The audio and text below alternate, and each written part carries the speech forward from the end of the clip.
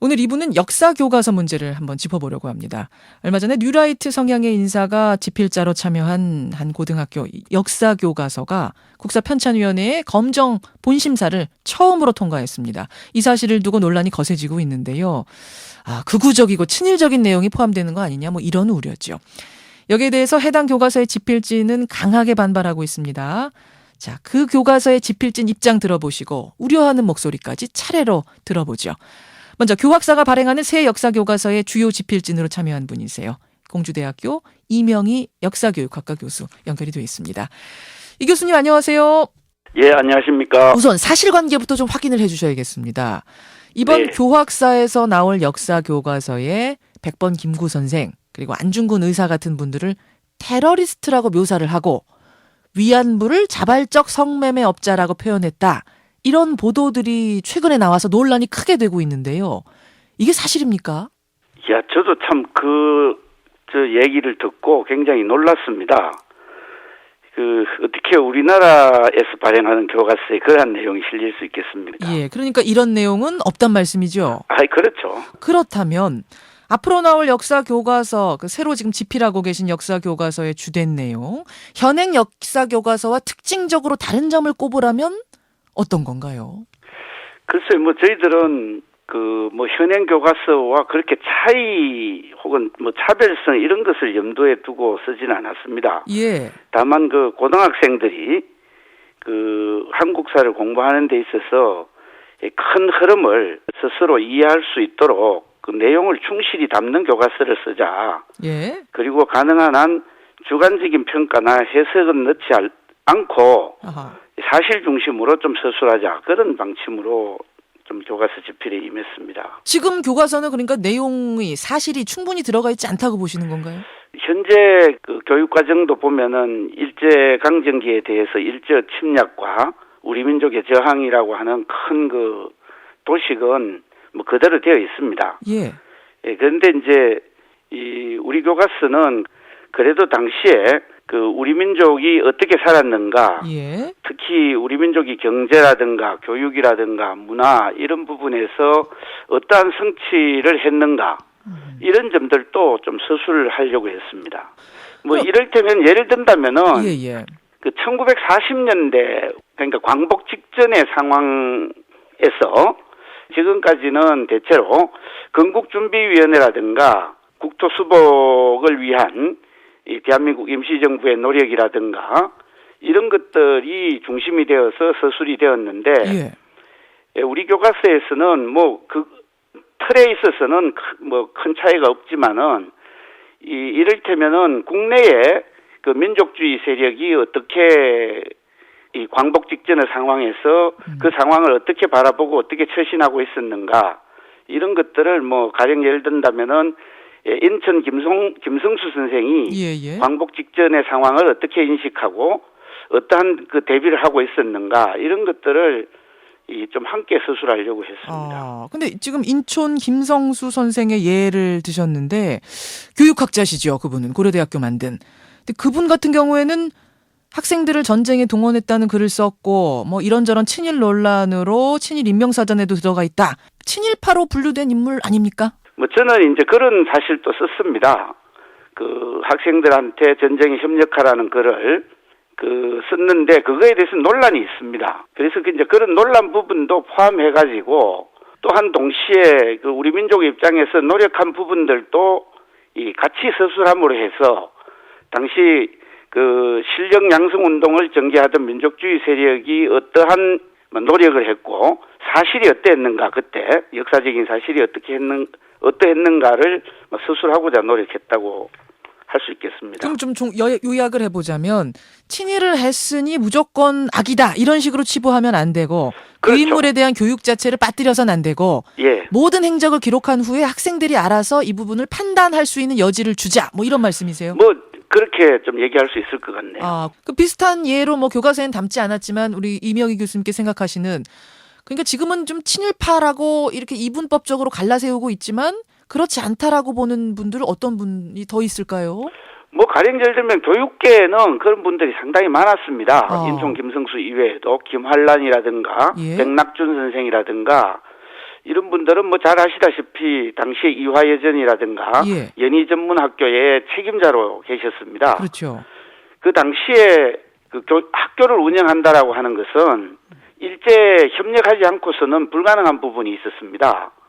가령 예를 든다면은 이 이화여전이라든가 연희전문과 달리 숭실 전문 학교는 일제 그 신사참배 그 강요에 교육을 포기하고 학교의 문을 닫았습니다. 그랬었죠. 숭실대. 예, 대신에 이화여전이나 연희전문은 학교를 지키는 대신에 일제의 침략 전쟁에 일부 협력을 했습니다. 그래서 지금의 2대 연세대 이제 이렇게 이어지는 거죠?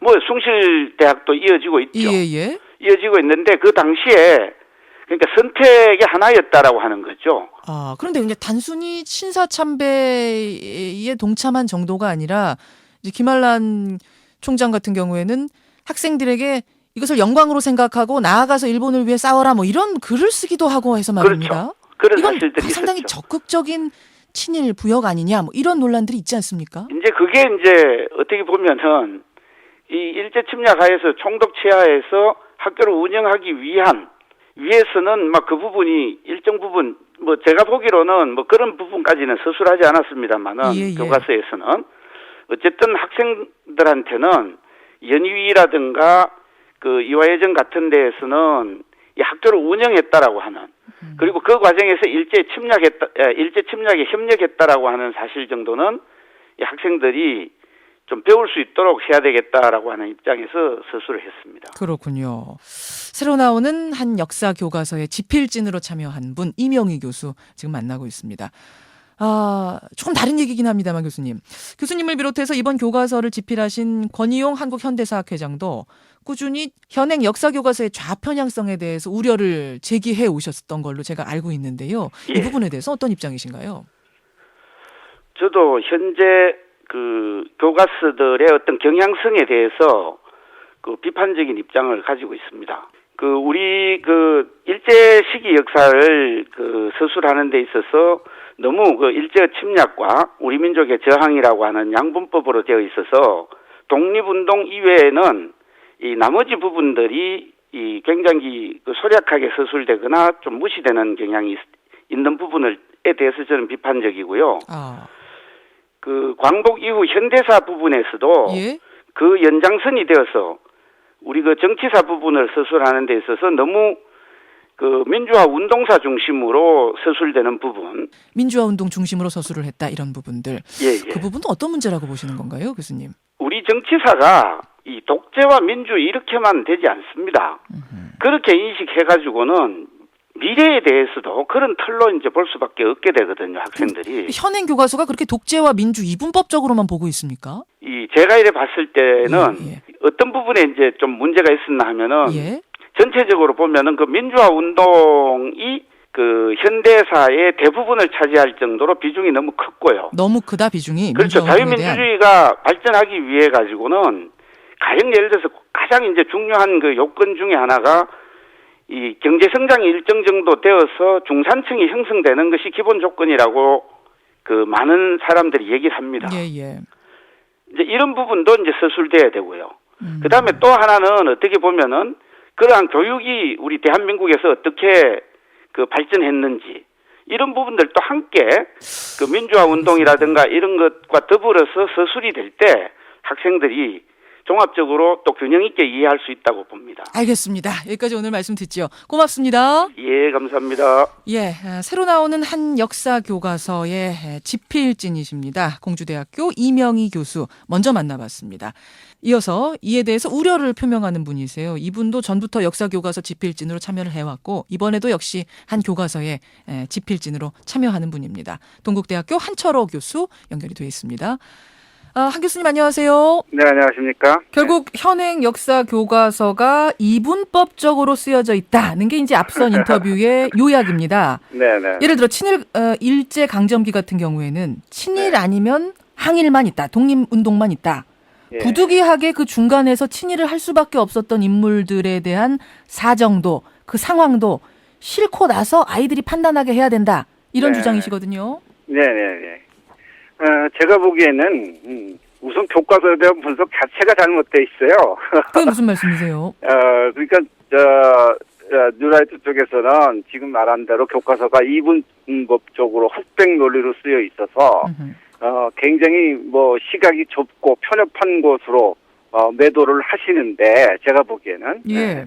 그렇지 않습니다. 교과서를 자세히 좀 보셨으면 좋겠어요. 그러면 우리 교과서에는 그렇게 이분법적으로 나열을 할 수 없게끔 되어 있습니다. 지금 스스로가 말씀하셨지만 어느 한쪽만을 써가지고는 교과서 통과가 안 되게 돼 있어요. 그래요. 검정 단계에서. 그렇죠. 예? 국사편찬위원회라든가 지금까지 검정을 담당해왔던 분들이 일정하게 교육과정이라는 것이 있고, 예. 그 교육과정에는 대강화의 원칙에 의해서 자세한 것은 얘기 안 하더라도 그 흐름을 다 적게 돼 있거든요. 그게 표기가 소술이 되지 않으면 통과가 안 되는 측면이고요. 근데 또 이분이 실제로 예. 우려하시는 것과 달리 저희 교과서, 제가 쓴 교과서만 보더라도 식민 지배의 양면성을 저희가 다 써놨습니다. 양달도 있고 음달도 있다. 예. 그런데 저쪽에서 주장하는 것처럼 도시가 나름대로 발전도 했고, 아하. 심지어는 모든 볼과 모든 보이들이 멋내기도 했다. 그런 것을 써줬지만, 그런 방면에 부산방직 공장 여성 노동자들 같은 경우는 대여섯 살짜리들이 하루에 10시간 이상 되는 비참한 생활을 하고 있었다. 또 도시에 잘 나가는 사람들도 있었지만 그야말로 먹고 살지도 못하는, 그리고 집도 아니고 소위 말하는 토막 민이라고 해서 아주 비참한 생활을 하고 있는 사람들도 있었다. 양면을 다 다뤘다 이런 말씀이세요. 있다. 그런 거 다 충분히 서술해 줬죠. 근데 이제 예를 들어서 지금 나온 것이 네네. 교육자들입니다. 인촌 김성수, 김한란 총장 이런 교육자들이 지금 친일파라고 네네. 매도가 되고 있는데 매도라요. 그 당시에 말이 안 되죠. 학교를 세우고 운영을 해서 계속 끌고 나가기 위해서는 네네. 그 정도 행동을 할 수밖에 없었다. 이런 것도 알려줘야 된다는 건데요. 네네. 저쪽에서 우리가 우려하는 바는 바로 그러한 인식입니다. 네. 우려하는 지점이 그 부분이다. 스스로 말씀하셨지만 선택이었다 이렇게 말씀하셨잖아요. 그리고 이대 연대 이런 측면도 있었지만 끝까지 신사참배 거부해서 학교가 폐교당한 숭실대도 있다고 말씀을 하셨단 말이에요. 그럼 진짜 어느 것이 교육자로서 해야 될 일인가를 우리가 정말 객관적으로 냉철하게 생각해야 됩니다. 학교 교육은 학생들에게 하는 거잖아요. 그 학생들에게 오히려 우리나라를 침략한 일본을 위해서 충성을 바쳐라, 목숨을 바쳐라 이렇게 하는 것이 교육기관이 해야 될 본질입니까? 교육기관을 운영하기 위해서 그런 글을 썼다는 것을 교육기관을 누구를 위해서 운영하는 거죠? 학생들을 위해서 운영하는 거죠.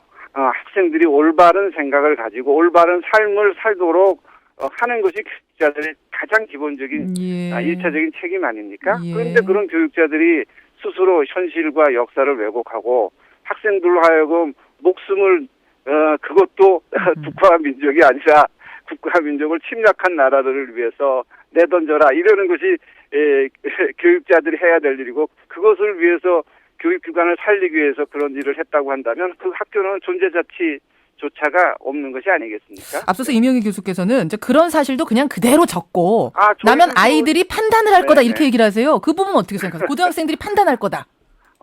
저희들도 적고 있습니다.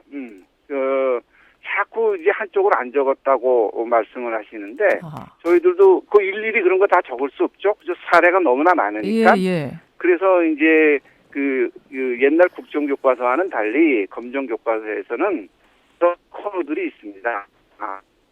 그런 부분도 담고 있으니 이분법적이라는 이야기는 말이 안 되고. 네, 그렇습니다. 자꾸 오히려 저쪽에서 균형 잡힌 시각, 양면성을 다 봐야 된다 이렇게 주장을 하시는데 실제로는 그쪽에서 한참 다른 쪽으로 치우쳐져 있어요. 오히려 그쪽이 치우쳐져 있다. 그래서 오히려 이제 중립적으로 쓴 교과서들도 많고 알겠습니다. 자기 생각이 나름대로 이제 뚜렷하게 드러난 것도 많은데 전부 교과서도 저자들이 최소한 그 중립적인 입장을 유지하려고 그러거든요. 알겠습니다. 근데 저쪽이 오히려 치우쳐져 있으니까 모두 다 치우친 걸로 사시가 돼서 바라보시는데 그러지 예. 말고 좀 객관적으로 바라보셨으면 좋겠네요. 오히려. 광복 이후 현대사 부분에 와서도 네네. 이분법적이다 하셨어요. 이명희 교수는 무슨 말씀인고 하니 그러니까, 독재 네네. 아니면 민주, 시민운동 비중을 너무 많이 크게 다루고 있다. 이거 지적하셨거든요. 어떻게 생각하세요? 네.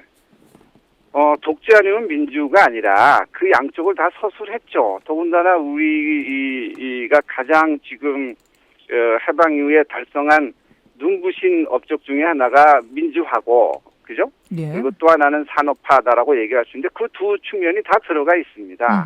그 두 측면이 들어가 있고 특히 이제 민주화 운동 같은 경우는 뭐 산업화와 비중을 같이 두면서 우리 스스로가 민주주의 즉 국가의 주인이 민이라고 하는 것을 이제 실천해서 보여 나가는 거 아닙니까? 예, 그 전까지는 이제 대한민국 임시정부가 있었지만 그야말로 국가 국민이 이제 일체가 돼서 생활하지 못했던 시절이고 이제 해방 이후에 저희가 이제 나라도 되찾고 분단은 됐지만 임시정부에서 임시자를 떼버리고 이제 정부가 비로소 출현됐고 그 예. 이후에 지도자들이 제대로 된 민주주의를 실시했어야 되는데 참으로 안타깝게도 독재로 얼룩져 있지 않았습니까? 그러니까 시민운동 부분만 과하게 들어갔다는데 동의할 그렇지 수 없다는 않습니다. 말씀이시죠? 네, 그럼요. 예, 절대 아니다 그것은. 예. 알겠습니다. 그리고 오히려 저쪽이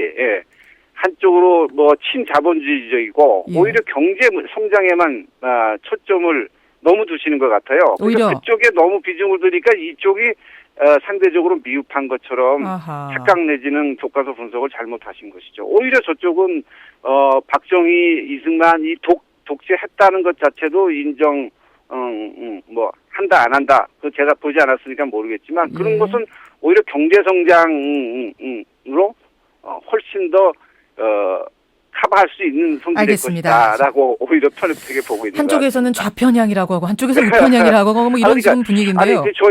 저는 좌편향이라는 표현을 저쪽에서 자꾸 쓰는 것 자체도 우습죠. 예. 이분법적으로 그쪽에서 바라보고 우리가 뭐 한쪽으로 편향되지 않았는데 그걸 좌편향이라고 간주하고 자기네들은 올바르게 중립에 섰다. 이런 식의 표현 자체가 예, 교수님. 좌우가 네네. 이제 지금 교과서 나오는 걸 좀 봐야 될 것 같고요. 아직 지금 글쎄요. 본문이 안 그래야 될것 나와서요. 같은데. 보고 나서 우리가 한 번 더 토론할 기회가 있었으면 좋겠고요. 예, 아마 오늘 예. 양쪽 의견을 똑같이 들으시고 청취자들 나름대로 판단하셨으리라 믿습니다. 여기까지 네네. 듣겠습니다. 고맙습니다. 네, 수고하십시오. 예, 동국대학교의 한철호 교수까지 만났습니다.